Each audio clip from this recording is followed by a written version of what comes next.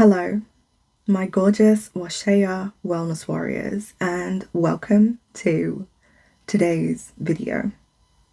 Now, if you were able to catch the last one, there was a very specific download that came in midway through that very, very beautiful video. It was playful, unexpected, and I guess a message that I needed to speak on and share with you. And because the whole Pleasure Pulse series is about tapping into your intuition, building that relationship with your intuition and really trusting it, for me, it only made sense that the one that followed the impromptu one is that very download. So here it is. Corporate power play. Enjoy and let's begin. Welcome. I invite you to allow your body to connect and exist here as you are listening as the woman who feels instead of performs or tries to deliver above and beyond what she is at an emotional and physical capacity to do.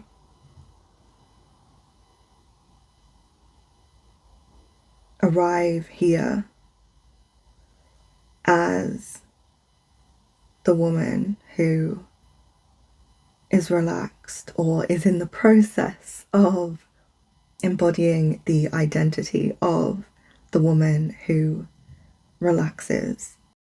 Allow the parts of you that are always scanning for expectation to rest.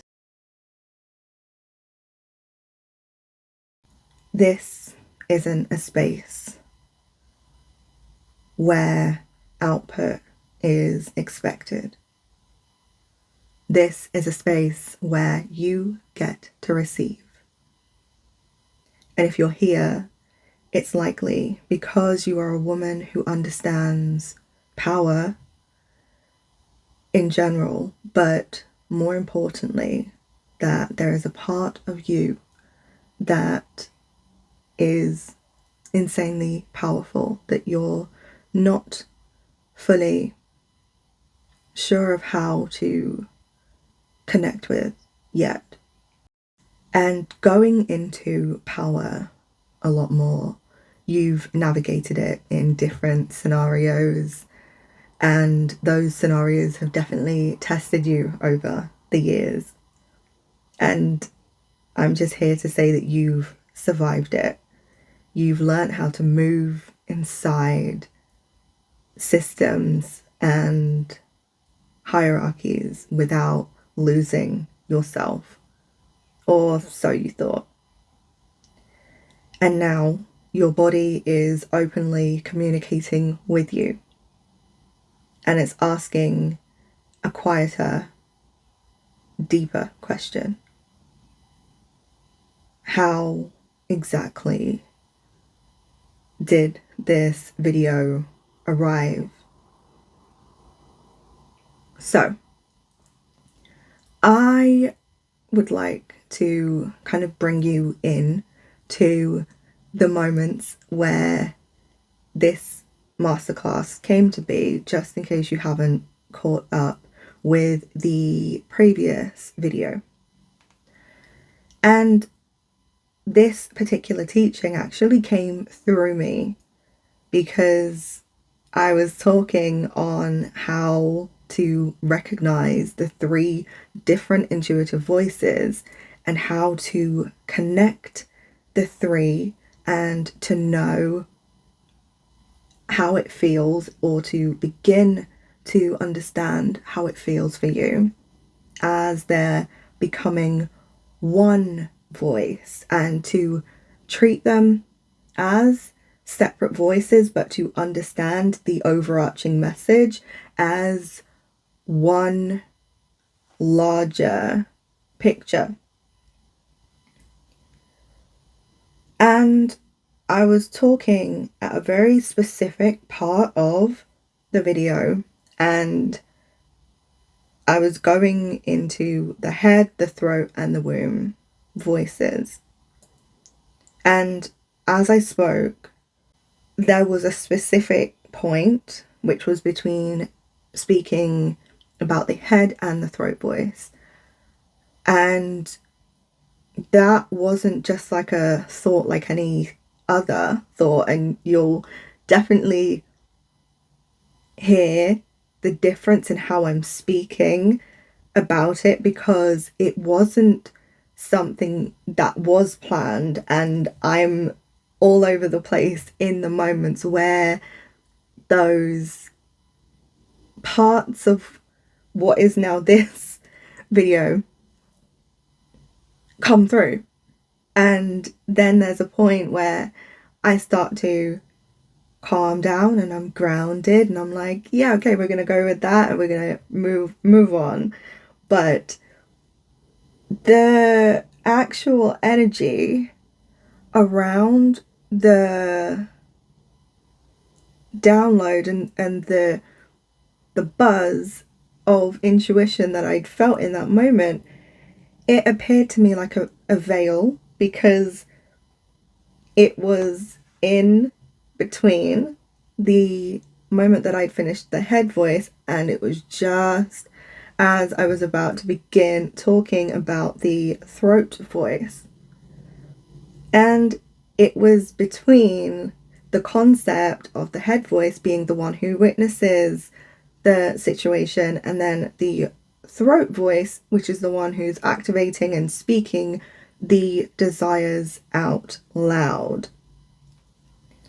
And that for me was almost like a very embodied way of showing you what I was teaching, although when it comes to a lot of the practices, there is a very loose plan so that my mind has something to kind of keep each of the videos somewhat structured, but there's enough space to allow things to shift.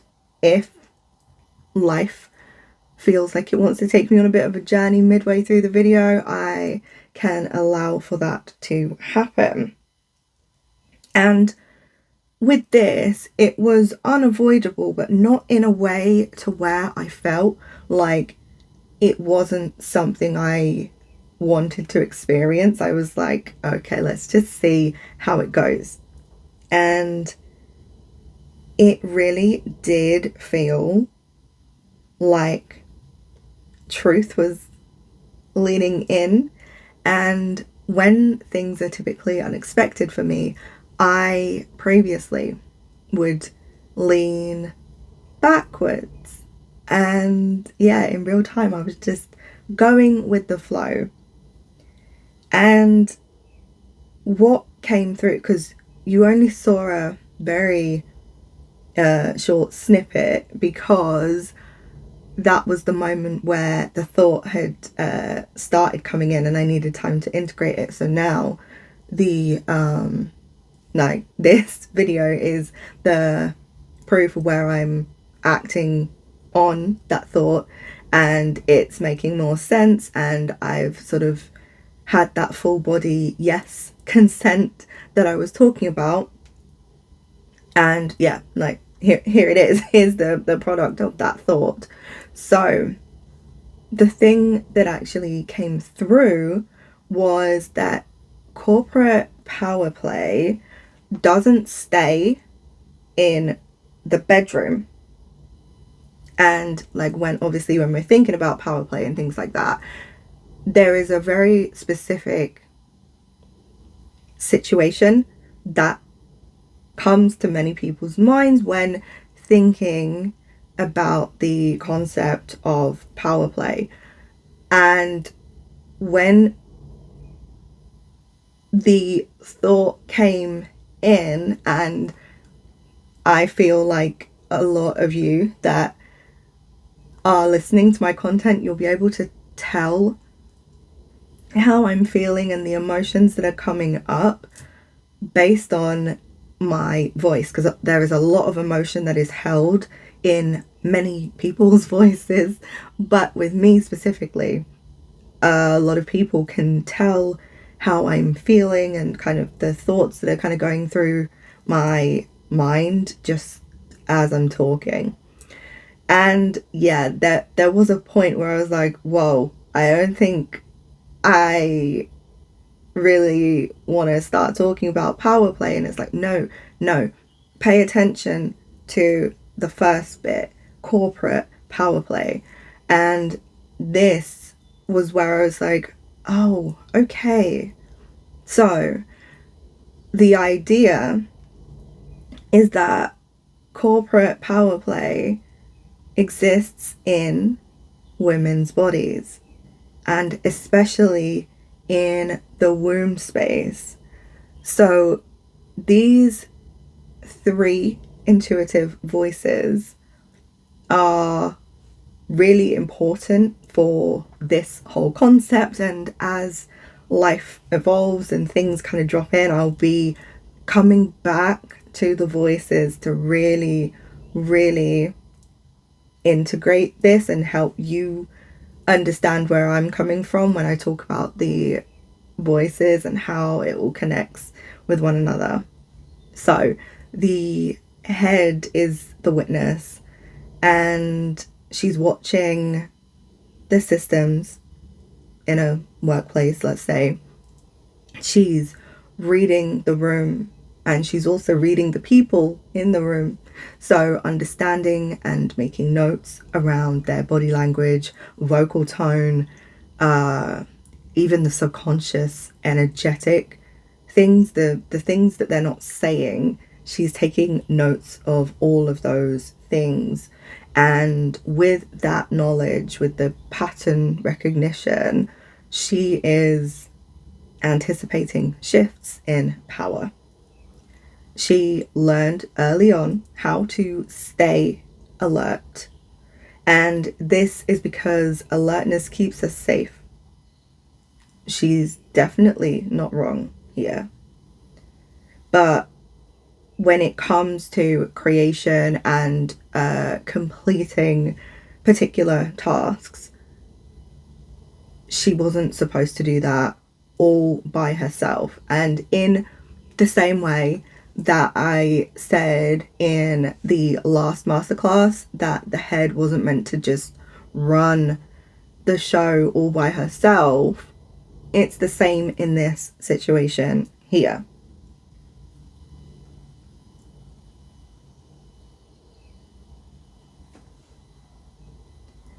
So let's move to the throat voice, the translator. So the throat voice in this scenario is where she's able to understand what's going on, given the signals from the head voice coming down into the throat voice, and actually puts words to the sensations or blurry concepts that are being initiated by the witness or the head voice. And then the throat is essentially a type of filter, and she decides what is spoken and what is swallowed. So when I talk about like the truth being swallowed, it's not that the truth is being suppressed, it is just being placed on a shelf momentarily until the body says, yes, now this is the time to do it, or hang on, we need to just gather a bit more information, and then we get to shift it out into the world, and the world benefits from what we have to say. And with this, the throat voice knows when silence is protection and when silence becomes self-abandonment. So that's what I meant when I said the truth being swallowed isn't it being left to gather dust and it is never spoken about, because then that becomes very uncomfortable for the woman with the throat that is speaking the truth. And it does shift the energetic work that has been happening if she has been tapping into her intuition, kind of like going back years before, so the generational lineage, and also kind of moving into future timelines as well. If there's too much time of, oh, I need to gather more information, that can be sort of like procrastination, and then that is self-abandonment, and it can kind of signal that there is more opportunities for speaking up in the right spaces. So this would be where you might feel that you're not able to say what you really feel because you don't feel safe, or as safe as you would like to be. And even if it's not as safe as you would like to be, there is a core thread, there's an undercurrent there that is suggesting that you have to change certain things, otherwise there are going to be moments that are going to be very difficult for you, even if you want to say, I don't really like how this is going, please can we try something else, in whatever context you feel like you would want to use that in. It's very important to have that be something where you feel safe before you say it. And if not, then being in a situation where you can actually speak to people that do make you feel safe in order to help you out of that situation is very highly recommended. So with that, the throat voice also bridges that gap between your intuition, the inner world, your inner reality, and what is happening outside of you.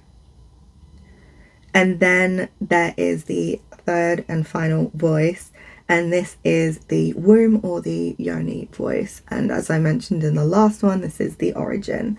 So the place where desire, creation, grief, memory, and intuition all begin is in the womb space or the yoni voice. And here is a very different energetic space, because especially when it comes to like corporate power play and how I'm talking about it, there is just a knowing that the womb and the womb space that contains the womb does not negotiate power. And the reason that it's not negotiated is because the blueprint is already there, because the womb space already understands that she is power. And when she is forced, coerced, nudged into a particular direction, to live under somebody else's authority. She closes up. She tenses and she closes. So, what exactly is corporate power play? Corporate power play isn't purely about work and working environments and just being a part of those external environments and the environments that society allows and sort of encourages many people to go into. Corporate power play and how I'm discussing it is a lot deeper than just a work environment. It's about who is allowed to lead and in what situation.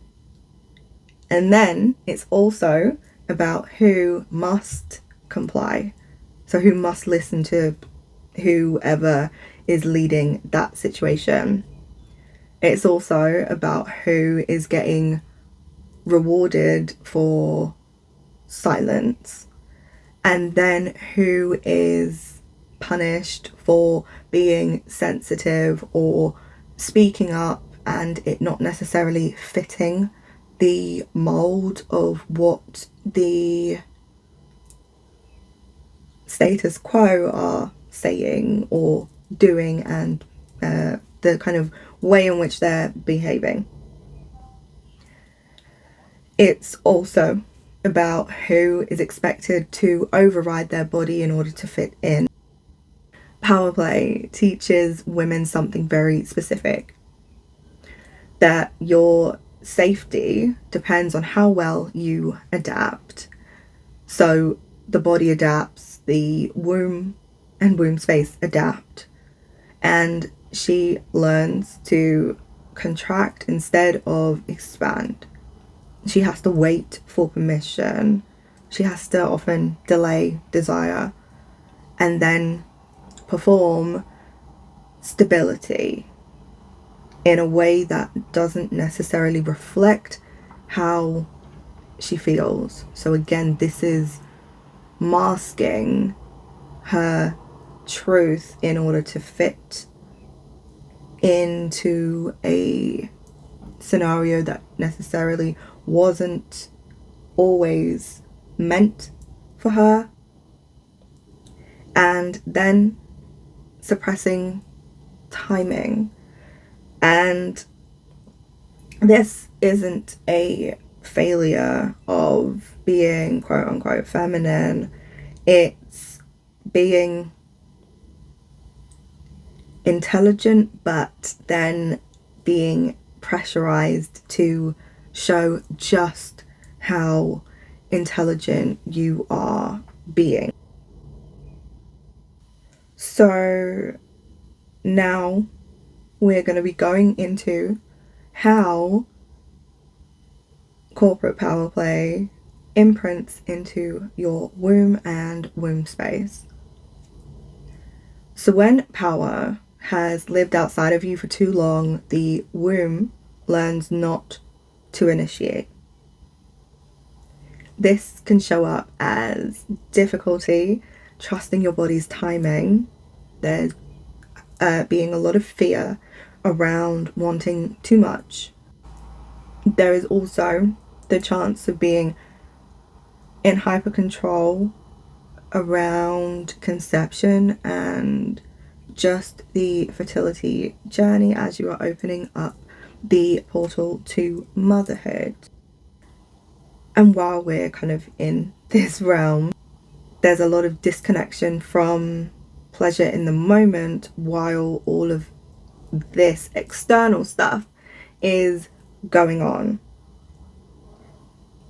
Then when it comes to the topic of grief, the grief is floating around you rather than landing in your body because of being scared to be sensitive, which, as I've discussed, it has already been shared that in some way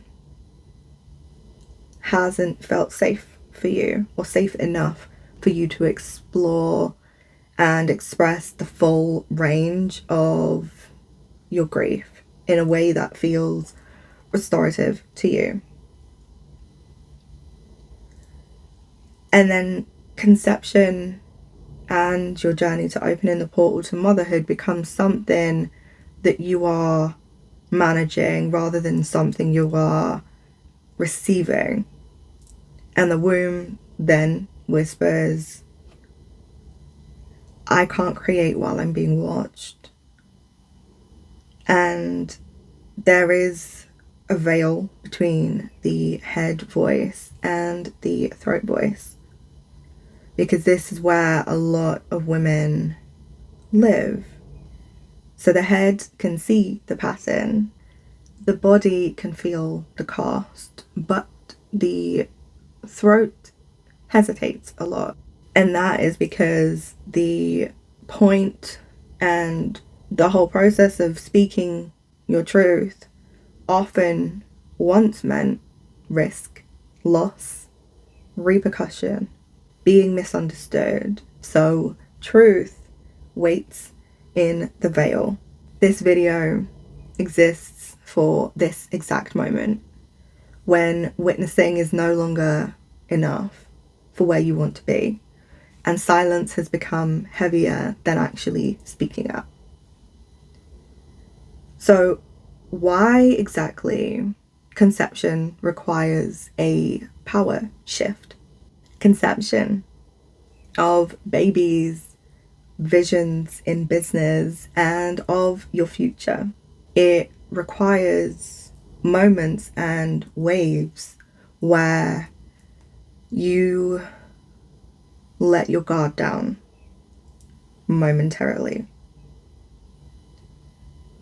This is not the time where you push and push and push, because if you are forcing an outcome, the energy isn't sustainable for that length of time. However, if you step back and you connect with what feels good and then take action, so this is not like just sit back and stay where you are without doing anything. No. This is about taking a breath, looking and feeling into what feels good, and then after that connecting with your body, and then what feels good. Okay, let me do more of these things. With self-trust, it's all to do with understanding how your body and your mind works, and then again doing more of the things that make you feel good. So when your body begins to respond to how you are listening to what your body is already telling you, your womb opens when she knows she's not going to be rushed. There's no chance of any signals being overridden. She's not going to be punished for rest, and she won't be abandoned when grief comes over her and you like a cloud. Corporate power play teaches obedience without boundaries, and the womb responds to safety. Now, having a set of aligned values And I don't want to call them rules. I just want to sprinkle them in and call them aligned pieces of guidance for how you can really tap into your womb-led, soul-led power, and to kind of counteract the stress that corporate power play has had on your body, on your fertility, and the life that you really, really want to live once things begin to fall into place for you. Whenever your personal timeline says, yes, this is the time that we have to and we want to dive into this particular area of existing. This is why I am here helping you to just be aware of what might be happening for you. So, these pieces of guidance are desire is information, rest is productive, cycles are intelligent, timing is relational, power lives inside the body, and this isn't something that you should see as a weakness. Now, if it feels safe, I invite you to place one hand on your womb and just to acknowledge. Breathe slowly. Gently, I would like you to ask, where has my power been living?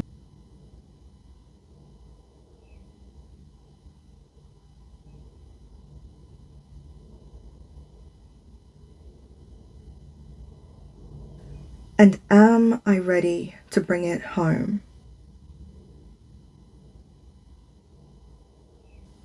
Listen without rushing to translate.